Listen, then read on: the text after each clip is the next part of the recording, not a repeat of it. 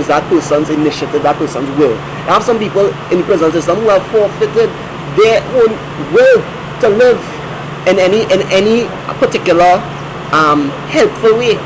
A man like Hitler, let me look at Hitler again as an example of what a human being could do and could be, with a certain worldview, with certain beliefs, with certain values embedded into them. Regardless of how nice and how much pats on your back you put them, you throw him back out into the environment, into society, and the man will function as his mentality has set for him to function. And he of his own accord had to see the problem inherent in his way of thinking for any change to be any change to occur, full stop. And we have killers out here, we have people out here who I believe from their crimes alone and the situations involved, I mean people who the family reaching out to them. One more love you could have, one more love you could try to extend to somebody than, you know, the mother reaching out to them. The mother trying to reach out to them, the father trying to reach out to them, the family. They come from a well-off situation in terms of they have a certain sense of stability financially, that again dolce, right? And these people voluntarily engaging in these behaviors. We have to set an ultimatum.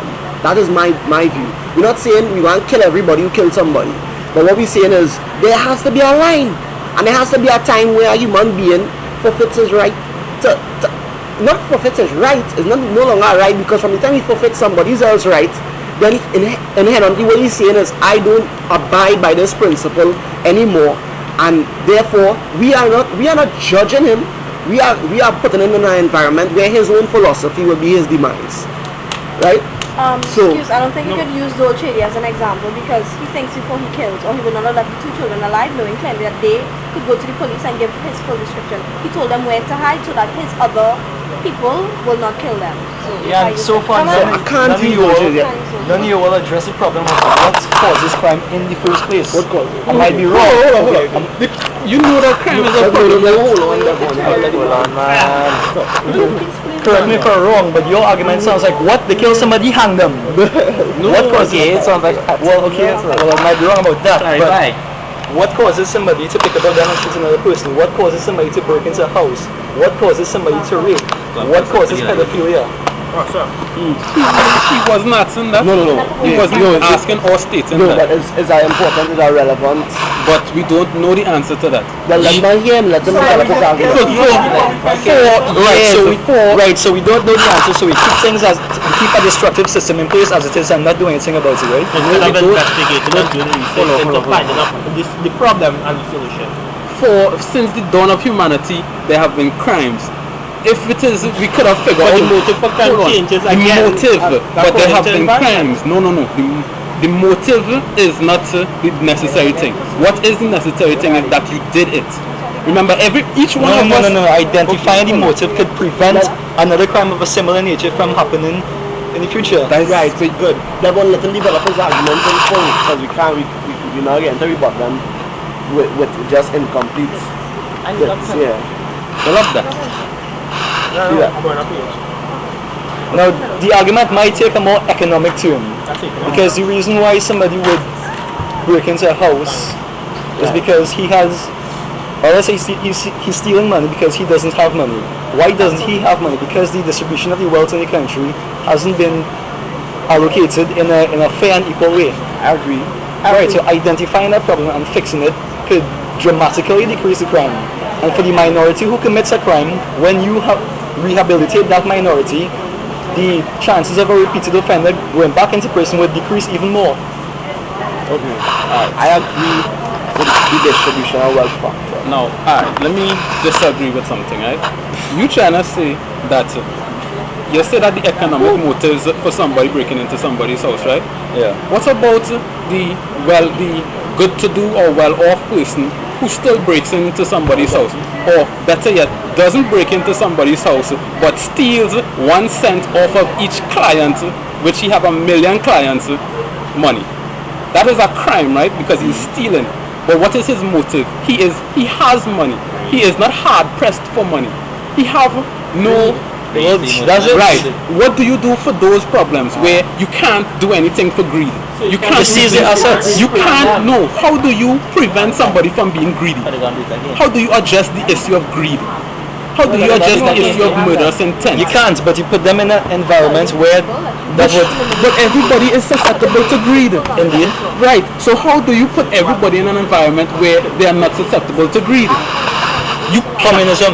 You can't do that because you can't change the world like that. That is, you can't make everybody accept communism. You cannot do that. So what you are trying to fight down is that you want to make the world a better place by getting everyone, but you can't never get everyone to agree on the same things. Right now we are not agreeing on the same things. Two of us cannot Right, agree we on the can't same make the things. world a better place, but we could make Trinidad a better place. No, but you can't get more. It is massively difficult or probably impossible to get multiple people to It's agree. only difficult because we have not invested anything in How do you? this nation Okay, before. what do you plan to do to get people to not be greedy? You can't, like you said before, you can't stop people from being greedy, and I agree with that. Okay. You put them in an environment where it becomes difficult for their greed to manifest in a way that infringes on the rights of somebody else. Right. And how do you do that? Explain. You're understanding the concept of what you say, right? Don't put them in an environment where it is susceptible to be greedy or to do a greedy act. But even in communist countries, they are greedy people, and you see it. You see it by the accumulation of wealth that they control. They don't own money to see, but the accumulation of wealth they have. 2 and 3 mansions. Alright, besides Kim Jong-il, Trump not a communist leader. Okay, maybe not one communist leader, but I'm sure he's not the only person in the whole world with 4 mansions in communist countries. Right, name another. I don't know any person right now, but you cannot deny what I'm saying. I'm sure of that. I can. Okay. So you're telling me in communist Cuba that there aren't wealthy people who are wealthy, much more wealthy than lower class citizens in Cuba? First of all, we're saying that's not within our Control? no, that you're arguing that is not within our frame of our overall list of problems. You're arguing. I'm not saying whether or not it does exist. I'm not saying whether or not it does exist. But that your automatic assumption to me, it seems, is that is not one in a list of problems that we intend to solve with research into the problem. No, it's one of the problems that can't be solved. You know why? Why? You can't solve the problem of greed. You can't solve it. Remember, greed is something that exists probably since humanity started. How do you intend to investigate and change? I just have one question for everyone present. Aye. And is that USC? Are there people that you believe cannot be rehabilitated through a proper prison system? Yes. Yeah, even Those who can Yeah, I'm not saying. But all? Is it all? But is it all? Everybody? Nobody dare say everybody is reinstitutionalized. Yeah, but what's the percentage? What's the percentage of people that can't be? These twins I've asked that exact same question no more than 5 minutes ago. Yeah, but Nah, I have one question. What is the probability that a large number of individuals within a society can't be reinstitutionalized? He had made a fantastic statement, which I do agree. That is one of the complications. I think they call that actually the psychiatrist's problem. The problem is a psychiatrist, for all intents and purposes, almost cannot solve an individual's problem. It's up to the individual to seek that help and to undergo the process of seeking that help alongside the counselor. That's fantastic. But if we are saying that the death penalty is the only viable alternative to harden criminals, then we are saying that we might as well instead remove the counselor from the environment, as opposed to, as I suggest,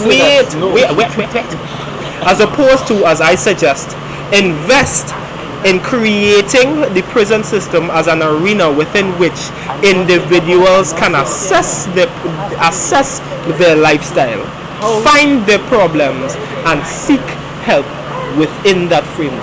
That is what I suggest. Our current prison system does not create such a framework. It's simply a house for criminals. We take them and we throw them in a bundle, as opposed to creating a framework within which there's an understanding.